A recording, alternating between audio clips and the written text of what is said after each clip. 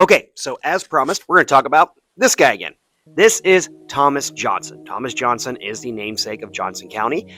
He is one of the earliest white European settlers in what is Kansas Territory, and he is the man who is believed to first bring slaves to Kansas.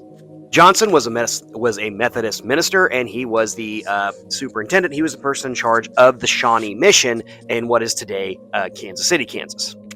He was also a vehement proponent of slavery and owned slaves himself. So much so that he was one of the members of the bogus legislature and was pushing for Kansas to be a slave state. He was born in Virginia in 1802, so there's your reason. Anyways, an answer to your question. In Kansas Territory, slavery was around. A couple of reasons. Kansas Territory was established in 1855. In 1857, you have the Dred Scott decision.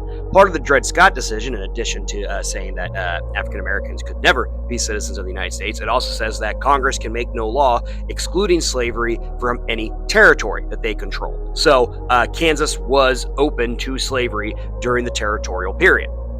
In January of 1861, when Kansas is admitted as a state, slavery is illegal in Kansas. You could not bring slaves into Kansas. By 1865, the 13th Amendment has been ratified, and slavery is illegal all throughout the United States. The Emancipation Proclamation wouldn't have any effect in Kansas because Kansas was not a state in rebellion. And during that time, if you lived in Missouri and owned slaves, you were allowed to keep slaves because Missouri was a border state. It was not officially part of the Confederacy.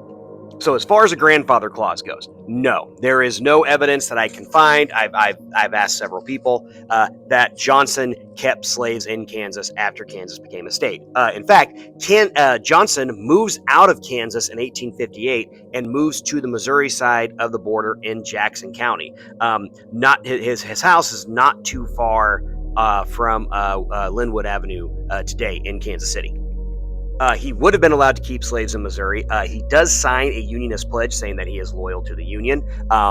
And there is some speculation that he was killed either by Confederate sympathizers or by Union sympathizers because he signed a pledge saying he was loyal to the Union, but he was pro-slavery. So yeah, no, there is no evidence I can find that there was any type of grandfather clause that allowed people to keep slaves in Kansas after 1861. So there you go. Have a great day, everybody.